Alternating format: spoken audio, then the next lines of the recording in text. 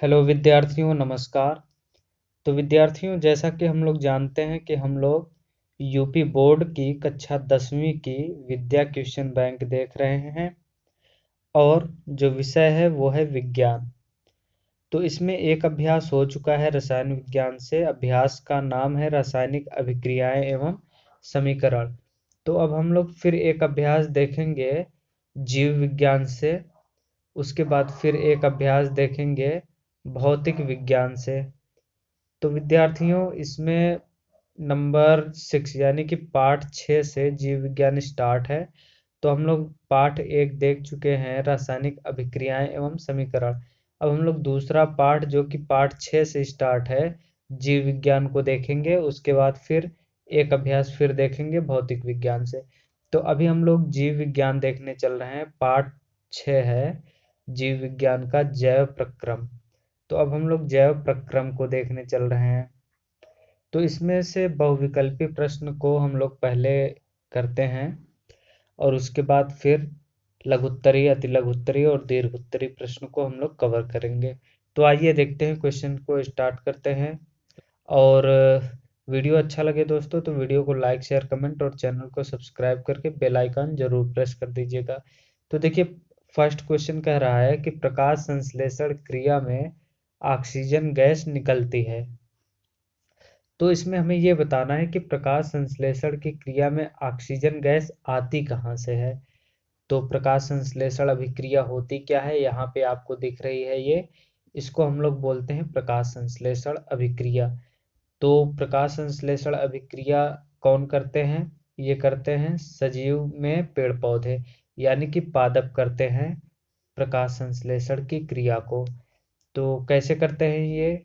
तो ये मान लीजिए कोई पेड़ है या कोई पौधा है, ठीक ना। तो ये सूर्य का प्रकाश लेगा, ठीक ना, और वातावरण से कार्बन डाइऑक्साइड लेगा और जड़ों से जल लेगा। और उसके बाद क्लोरोफिल इसके पास पहले से ही रहता है। तो क्लोरोफिल पहले से ही रहता है तो ये क्लोरोफिल के माध्यम से ही और सूर्य के प्रकाश के माध्यम से ये अपना भोजन बना लेता है कार्बन डाइऑक्साइड और जल को लेकर के। तो हमें इस क्वेश्चन में यही बताना है कि प्रकाश संश्लेषण की क्रिया में ऑक्सीजन गैस कहाँ से निकलती है। तो थोड़ा सा मैं जूम करके आपको दिखाता हूँ। देखिए, यहाँ पे ये जो जल है H2O, यहाँ पे देखिए 12 दूना 24 हाइड्रोजन है और 12 ऑक्सीजन है। तो यही 12 ऑक्सीजन जा करके यहाँ पे 6O2 यानी 6 दूनी 12 ऑक्सीजन हुआ है। तो जल से ही निकला है क्या? ये ऑक्सीजन। तो हम लोग इसको बोल सकते हैं कि जल से ये ऑक्सीजन निकला है। ठीक है। तो आइए बाकी आगे बढ़ते हैं, देखते हैं नेक्स्ट क्वेश्चन। और हाँ, इसमें क्लोरोफिल का बहुत ही अहम रोल होता है। तो क्लोरोफिल में क्या होता है कि जैसे पेड़ पौधे बिना क्लोरोफिल के अपना भोजन नहीं बना सकते। क्लोरोफिल के कारण ही पेड़ पौधों का रंग हरा होता है। तो देखिए, एक बार क्या हुआ, एक पेड़ था, ठीक ना।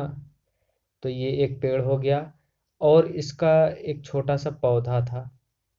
तो ये पौधा पूछता है, ये इसकी मम्मी है, तो ये इससे पूछता है कि मम्मी ये बताओ कि हमारा रंग हरा कैसे है, किसने ये हम पे हरा रंग डाला। तो इसकी मम्मी बोलती है कि बेटा ये क्लोरोफिल जो है ना, इसने ही तुम पे हरा रंग डाला है। तो कहता है अच्छा ठीक, तो ये बात है। और फिर मम्मी उसकी बताती है कि इसी क्लोरोफिल के कारण ही तुम्हारा रंग हरा है, मेरा भी रंग है हरा। तो इसमें यानी कि पेड़ पौधों में जितने भी हरे रंग हमें दिखाई देते हैं वो सभी क्लोरोफिल के कारण होते हैं।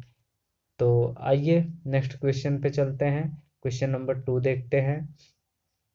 क्वेश्चन नंबर 2 कह रहा है कि प्रकाश अभिक्रिया होती है, यानी कि प्रकाश संश्लेषण की अभिक्रिया होती है। तो किसके कारण? ये तो हम लोग जानते हैं, हरित लवक में होता है क्या? क्लोरोफिल होता है।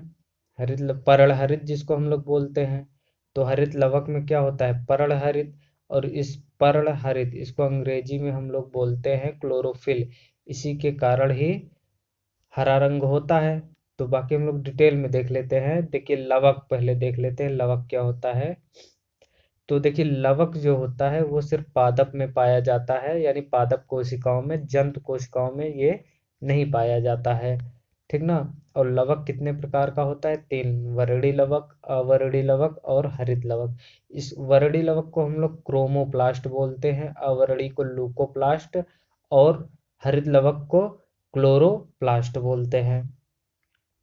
तो वरड़ी लवक का कार्य होता है पेड़ पौधों को रंग देना, ठीक ना, हरा रंग छोड़ के बाकी सभी रंग देता है। और आवरणी लवक का कार्य होता है कि भोज्य पदार्थों का संग्रहण करना, यानी पेड़ पौधों में भोज्य पदार्थों का संग्रहण आवरणी लवक के कारण होता है। और हरित लवक की बात करें तो इसका कार्य होता है हरा रंग, यानी पेड़ को हरा रंग प्रदान करना और भोजन का निर्माण करना। तो प्रकाश संश्लेषण के द्वारा भोजन का निर्माण हरित लवक के कारण ही होता है। तो ये था लवक के बारे में।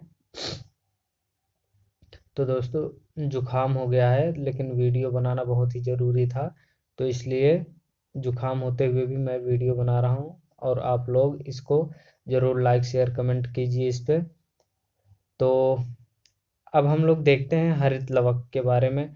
तो देखिए हरित लवक का ये डायग्राम है। इसमें 70S राइबोसोम पाया जाता है, डीएनए पाया जाता है और ऐसे सिक्के नुमा संरचना पाई जाती है जिसे थैलेकाइन बोला जाता है।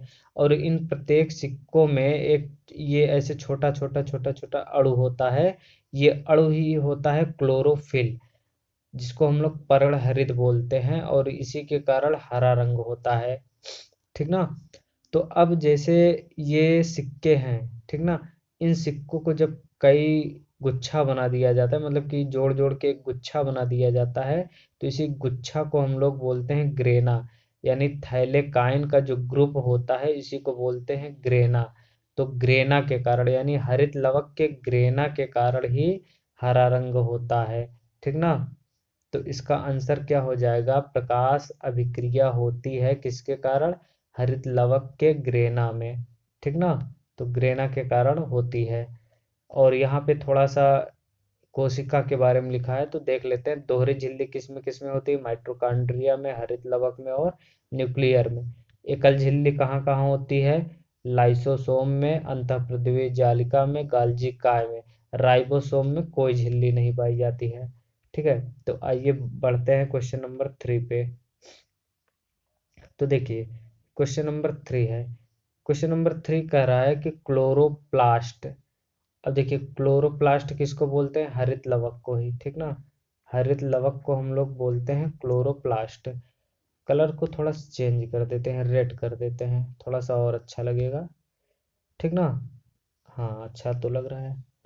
तो देखिए क्लोरोप्लास्ट, क्लोरोप्लास्ट के ग्रेना में बनते हैं, क्या बनते हैं? एटीपी।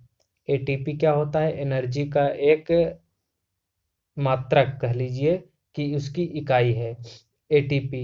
और NADP इंटू 2H या H2 कह सकते हैं। तो ये एनर्जी की इकाई है। तो इसका एटीपी का क्या मतलब? एडिनोसाइन ट्राई फास्फेट इसका मतलब होता है, ठीक है। तो क्लोरोप्लास्ट के ग्रेना में क्या बनता है? एटीपी और NADP इंटू 2H। देखिए यहाँ पे लिखा भी है एटीपी के रूप में ये बनता है। क्वेश्चन नंबर आइए 4 पे चलते हैं। तो क्वेश्चन नंबर 4 में कह रहा है हरित लवक के स्ट्रोमा में कौन सी क्रियाएं होती हैं? तो ये अप्रकाशी अभिक्रिया होती है।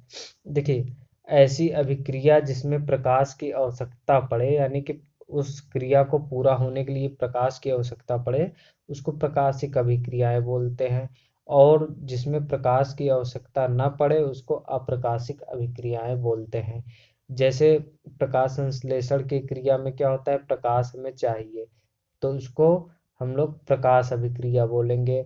लेकिन जैसे कार्बन डाइऑक्साइड होता है, ये शर्करा में चेंज हो जाता है, इसमें प्रकाश की ज़रूरत नहीं पड़ती है, तो इसको हम लोग अप्रकाशिक अभिक्रिया बोलेंगे। तो आइए क्वेश्चन नंबर 5 पे चलते हैं, थोड़ा सा जल्दी जल्दी देख लेते हैं।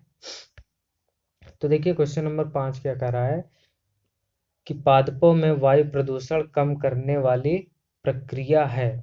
तो वायु प्रदूषण किसके कारण होता है? ये कार्बन डाइऑक्साइड है, इसके कारण होता है। तो प्रकाश संश्लेषण की जो अभिक्रिया होती है इसमें कार्बन डाइऑक्साइड हट जाता है, यानी पेड़ पौधे जो है कार्बन डाइऑक्साइड लेकर के ऑक्सीजन को छोड़ते हैं। तो यानी कि प्रदूषण फैलाने वाला जो गैस है कार्बन डाइऑक्साइड, इसको ग्रहण करके हमें शुद्ध ऑक्सीजन देते हैं। तो इससे वायु प्रदूषण कम होता है। तो प्रकाश संश्लेषण की ये क्रिया आपको दिख रही है, तो यही है। तो इसका आंसर बी वाला राइट हो जाएगा। आइए क्वेश्चन नंबर 6 पे चलते हैं। तो देखिए क्वेश्चन नंबर 6 क्या कह रहा है कि पाइरूवेट के विखंडन से यह कार्बन डाइऑक्साइड जल तथा ऊर्जा देता है। यह अभिक्रिया क्या होती है? तो देखिए माइटोकॉन्ड्रिया इसका राइट आंसर होगा। क्यों? क्योंकि माइटोकॉन्ड्रिया में ही ऊर्जा बनता है। तो सिर्फ ऊर्जा देख करके भी आप माइटोकॉन्ड्रिया पे टिक कर सकते हैं। तो अब माइटोकॉन्ड्रिया के बारे में डिटेल में हम लोग थोड़ा सा देखेंगे, ज़्यादा डिटेल में नहीं देखेंगे। तो देखिए माइटोकॉन्ड्रिया में क्या होता है कि यह दोहरी झिल्ली होती है। ये बाहरी झिल्ली हो गई और ये आंतरिक झिल्ली होती है। और आंतरिक झिल्ली में ये कांटेदार नुमा संरचना पाई जाती है जिसको हम लोग क्रिस्टी बोलते हैं। और यही श्वसन की क्रिया में भाग लेता है और ऊर्जा को एटीपी के रूप में प्रदर्शित करता है या पैदा करता है। तो देखिए एडिनोसिन ट्राई फास्फेट, ठीक ना, इसका एटीपी का फुल फॉर्म होता है। ये ऊर्जा की करेंसी है यानी उसकी इकाई है। और माइटोकॉन्ड्रिया में अपना खुद का डीएनए होता है। ठीक, तो आइए क्वेश्चन नंबर 7 पे चलते हैं। क्वेश्चन नंबर 7 कह रहा है स्वपोषी पोषण के लिए आवश्यक है।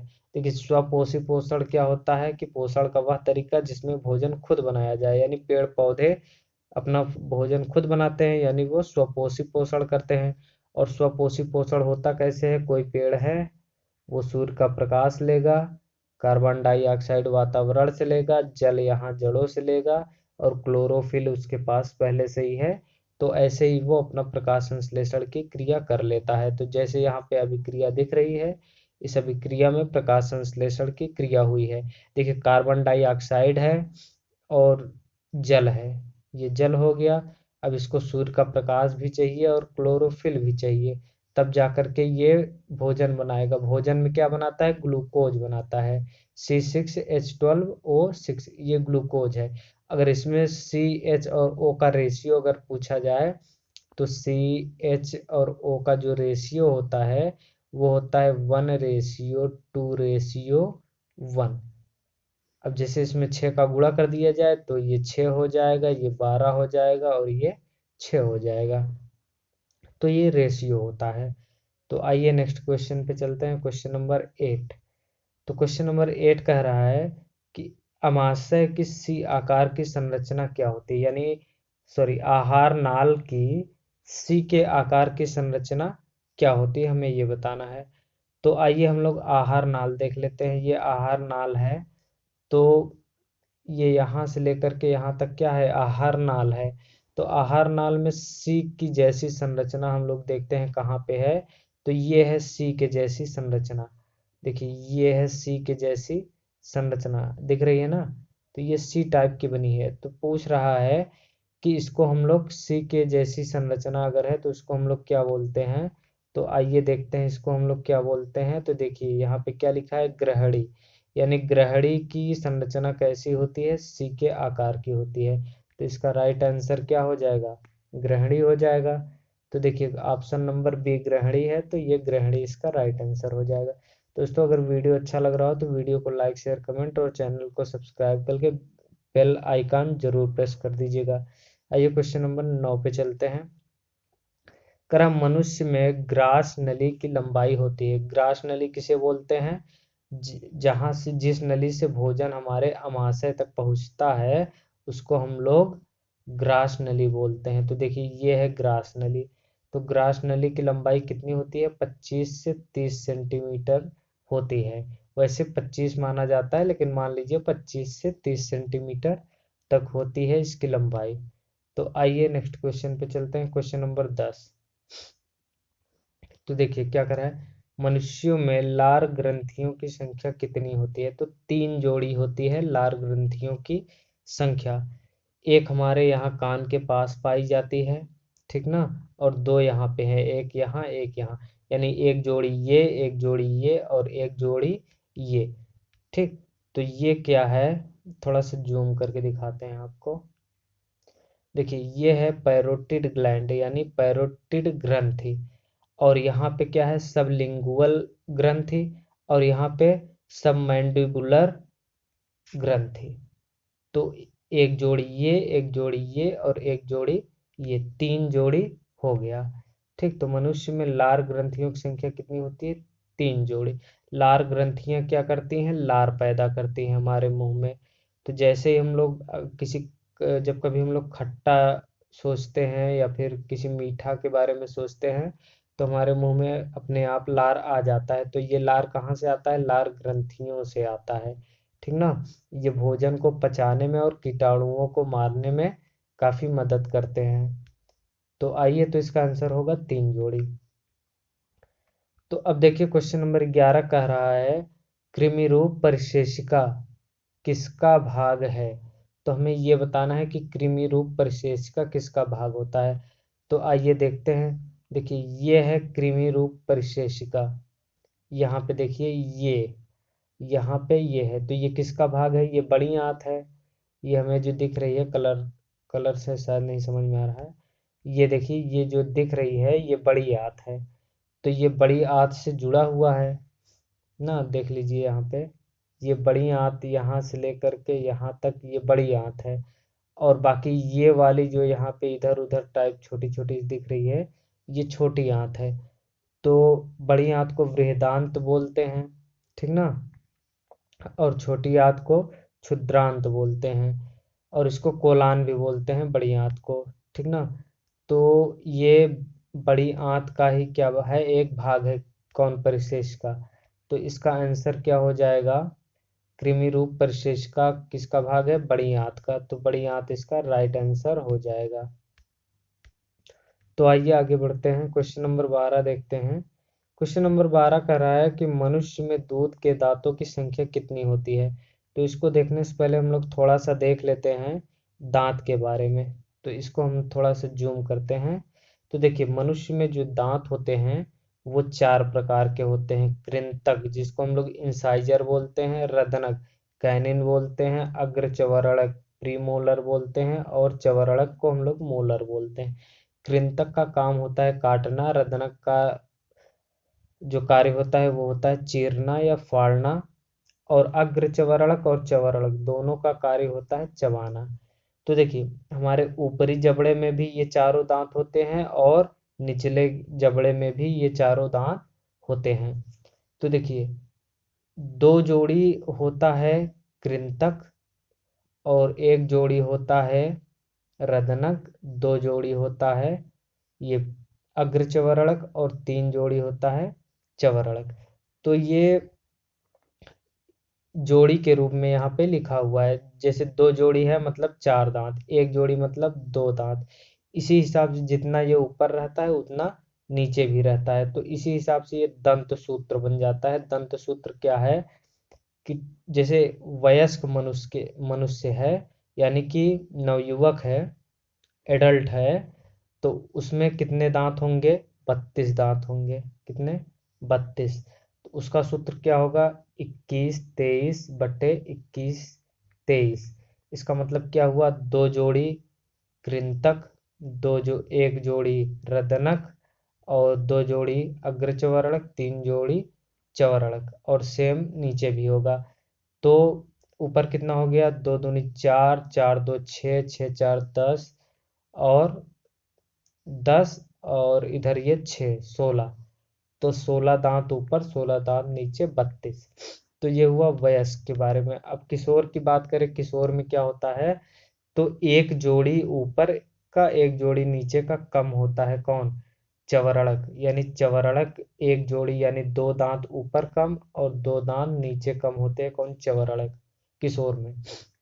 तो जब ये बड़े होने लगते हैं, एडल्ट होने लगते हैं, तो ये दांत उस समय आते हैं। तो इसलिए इनको अक्ल दाढ़ भी बोला जाता है, यानी 18 साल के बाद ये दांत आने शुरू होते हैं किशोरों में।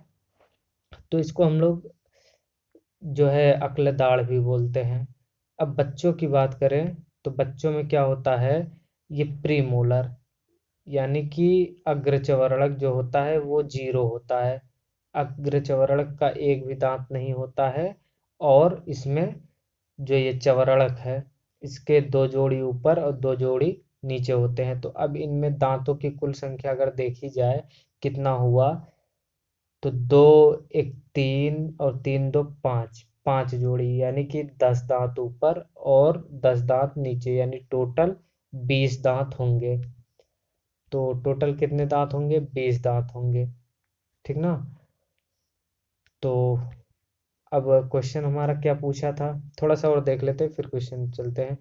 जिसे पूछा जाए कौन सा दांत मांसाहारी होने का संकेत है, तो रदनक।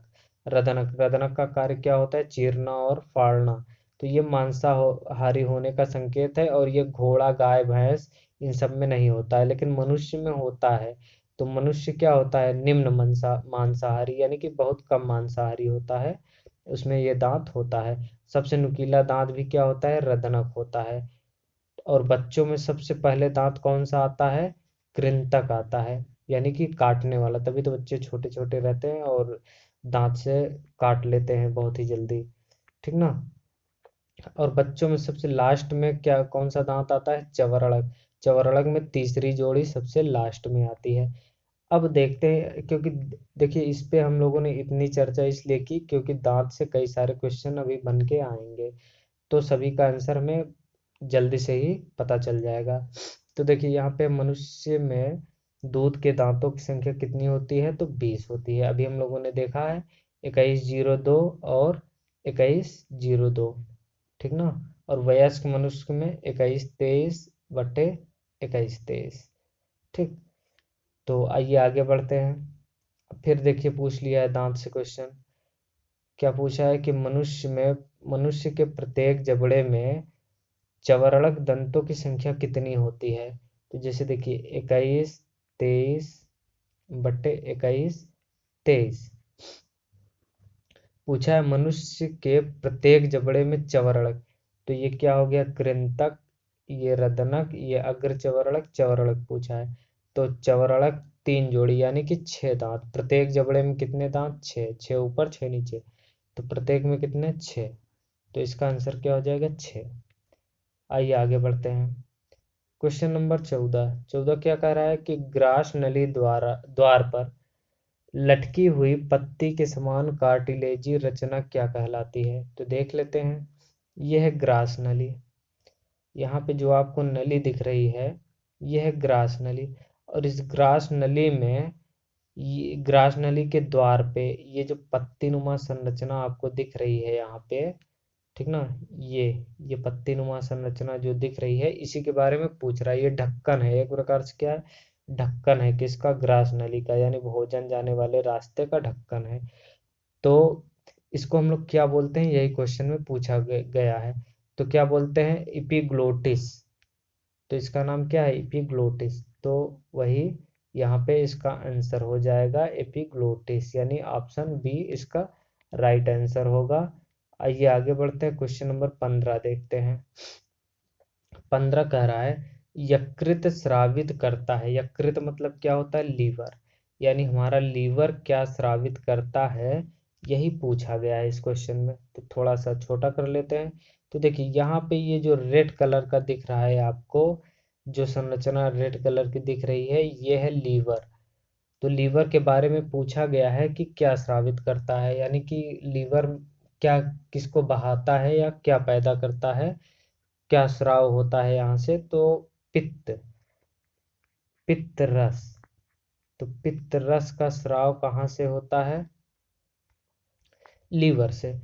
अब यहाँ पे सबसे जो मेन बात है ध्यान देने की, उसके बारे में हम लोग चर्चा कर लेते हैं। देखिए इसके जस्ट नीचे बना हुआ है एक, यहाँ पे देखिए छोटा सा, बहुत छोटा सा है यहाँ पे एक संरचना है, इसको हम लोग बोलते हैं पित्ताशय। ये क्या है, पित्ताशय। ये वाला नहीं, ये तो अमाशय है। इसके जस्ट ये बगल जो छोटा सा दिख रहा है आपको, हम इसकी बात कर रहे हैं। ये क्या है, पित्ताशय है। तो पित्ताशय में पित्त स्टोर होता है। ठीक ना। तो लीवर में क्या होता है, पित्त बनता है, लीवर में पित्त बनता है और स्टोर कहाँ होता है, पित्ताशय में, जिसको गाल ब्लैडर भी बोला जाता है। ठीक। तो अब ये यहाँ पे पित्ताशय में स्टोर होता है, फिर यहाँ से ये छोटी आंत में जाता है, भोजन को पचाने के काम में आता है। तो यहाँ पे देखिए, तो ये डाउट क्लियर हो गया होगा, लीवर में पित्त बनता है और पित्ताशय में पित्त स्टोर होता है, और वहां से फिर कहाँ जाता है, छोटी आंत में। तो यकृत स्रावित करता है, क्या स्रावित करता है, पित्त रस, इसका राइट आंसर हो जाएगा। आइए क्वेश्चन नंबर, ये कितना था, 15। अब आइए 16 पे चलते हैं, क्वेश्चन नंबर 16। देखिए क्या कर रहा है क्वेश्चन नंबर 16, कह रहा है आहार नाल के पेशी संकुचन को क्या कहते हैं, यानी पेशियों में जो संकुचन होता है उसको क्या बोलते हैं, तो इसको बोलते हैं क्रमाकुंचन। अब देखिए क्रमाकुंचन क्या होता है, पेशी संकुचन, देखिए यहाँ से ये ग्रसनी है, ग्रसनी से ये स्टार्ट हुआ है और और गुदा द्वार तक, ठीक ना, गुदा द्वार तक या गुदा तक यही सिस्टम चलता है। जैसे कि हम लोग भोजन को जब ग्रहण करते हैं, ग्रसनी में पहुंचता है, तो ग्रसनी से डायरेक्ट ये अमाशय में नहीं गिरता है, ठीक ना। अगर ये डायरेक्ट अमाशय में गिरे तो काफी तेजी से अमाशय में गिरेगा और अमाशय की दीवारों को चोट पहुंच सकती है। तो ये धीरे धीरे, अभी आप जैसे भोजन करते हैं तो ग्रसनी से भोजन धीरे धीरे धीरे हम लोग प्रेशर करते हैं, तब जा करके ये अमाशय तक पहुंचता है। तो जैसे सांप होता है, जैसे मान लो कोई सांप है और उसने मेढक को खा लिया है, तो जैसे वो मेढक को खाता है तो मेढक यहाँ, यहाँ से फिर यहाँ, यहाँ से फिर यहाँ, जहाँ मेढक होता है आप देखेंगे कि उसका शरीर वहाँ पे फूला हुआ रहता है थोड़ा सा, और उसके बाद जैसे जैसे मेढक सरकता जाता है वैसे वैसे ही जो फूला होता है वो भी सरकता जाता है। तो इसी को क्रमाकुंचन बोलते हैं। तो हमारा भोजन भी ग्रसनी से लेकर के अमाशय और अमाशय से होते हुए गुदाद्वार तक इसी तरीके से जाता है, तो इसको हम लोग क्रमाकुंचन बोलते हैं। ठीक। तो आइए क्वेश्चन नंबर 17 देखते हैं। 17 कह रहा है जठर रस स्रावित होता है, तो जठर रस कहाँ से स्रावित होता है हमको यही बताना है। तो ये स्रावित होता है अमाशय से। देखिए अमाशय में क्या होता है, अमाशय के 3 भाग होते हैं, ये थोड़ा सा जूम कर दे रहे हैं, ये हमारा अमाशय है। तो अमाशय के कितने भाग होते हैं, 3। तो अमाशय का जो पहला भाग होता है उसको हम लोग बोलते हैं कार्डियक, और इसमें क्या पाया जाता है, HCl, ठीक ना। और जो सेकंड पार्ट होता है इसको हम लोग बोलते हैं फंडिक, और इसमें एक कांटेदार संरचना होती है जिसको हम लोग बोलते हैं रूजी। ठीक। और उसके बाद जो ये तीसरा भाग है, और तीसरे भाग में ये जो संरचना साइड साइड पाई जाती है, ठीक, इसको जठर ग्रंथि बोलते हैं। और तीसरे भाग को क्या बोलते हैं, पाइलोरिक, यानी पहले भाग को कार्डियक, कार्डियक इसलिए बोलते हैं क्योंकि ये हार्ट के पास में होता है। और फंडिक, दूसरे भाग को फंडिक और तीसरे भाग को पाइलोरिक, और इसी में जठर ग्रंथि पाई जाती है, वहां से निकलता है जठर रस। तो ये पूरा अमाशय ही है, तो उत्तर क्या होगा, अमाशय, अमाशय से निकलता है जठर रस। तो उम्मीद करते हैं वीडियो आपको पसंद आ रही होगी। क्वेश्चन नंबर 18 देखते हैं। स्टीएप्सिन एंजाइम क्रिया करता है, तो ये कहाँ क्रिया करता है, वसा पर। तो एंजाइम क्या होता है इसके बारे में थोड़ा जान लेते हैं। एंजाइम एक प्रकार का प्रोटीन होता है, ठीक ना, क्या होता है, प्रोटीन होता है, जो क्या करता है, हमारे भोजन को पचाने में भी सहायता करता है और रोगाणुओं से लड़ने में भी सहायता करता है। हमारे शरीर में जो विषाणु आ जाते हैं उनसे लड़ता भी है। तो स्टीएप्सिन एंजाइम कहाँ क्रिया करता है, वसा पर क्रिया करता है, तो इसका राइट आंसर वसा हो जाएगा। क्वेश्चन नंबर 19 देख लेते हैं। 19 में कह रहा है निम्न में से विटामिन का कौन सा जोड़ा जल में घुलनशील है। तो देखिए जल में विटामिन बी और विटामिन सी घुलनशील होता है, तो इसको हम लोग कैसे याद रखेंगे कि बी से हो गया बीवी, सी से हो गया साला, बीवी और साले को जल में फेंक दो, तालाब में फेंक दो, बह जाए उसी में। ठीक। तो इससे क्या याद हो जाएगा, बी और सी, तो कहाँ फेंक दिए, जल में, तो जल में घुल जाएंगे ये। ठीक, जल में घुल जाएंगे। तो इससे हमें क्या याद हो जाएगा, विटामिन बी और विटामिन सी जल में घुलनशील होते हैं। तो आइए आगे बढ़ते हैं, क्वेश्चन नंबर 20 देखते हैं। 20 में देखिए क्या है, विटामिन सी का अच्छा स्रोत है। तो विटामिन सी का सबसे अच्छा स्रोत क्या होता है, कोई भी वस्तु है वो जितनी ज़्यादा खट्टी होगी उतना ही ज़्यादा उसमें विटामिन सी पाया जाएगा। तो देख लेते हैं ऑप्शन में, अंडा खट्टा नहीं होता है, मछली भी खट्टी नहीं होती है, गेहूं भी नहीं होता है, संतरा। तो देखिए संतरा जो होता है वो खट्टा होता है, तो इसका आंसर क्या हो जाएगा, संतरा। देखिए संतरा और नींबू इन दोनों में बहुत ही ज़्यादा विटामिन सी पाया जाता है, क्योंकि दोनों ही बहुत ही ज़्यादा खट्टे हैं। तो अब देखते हैं क्वेश्चन नंबर 21। तो क्वेश्चन नंबर 21 को हम लोग नेक्स्ट वीडियो में देखते हैं। तो बहुविकल्पी प्रश्न में हम लोगों ने देखा है प्रश्न संख्या 1 से प्रश्न संख्या 20 तक। अब 21 से हम लोग देखेंगे, शायद 53 क्वेश्चन है ऑब्जेक्टिव। तो 21 से लेकर के आगे जितना भी है 52 या 53, इसको हम लोग देख लेते हैं नेक्स्ट वीडियो में।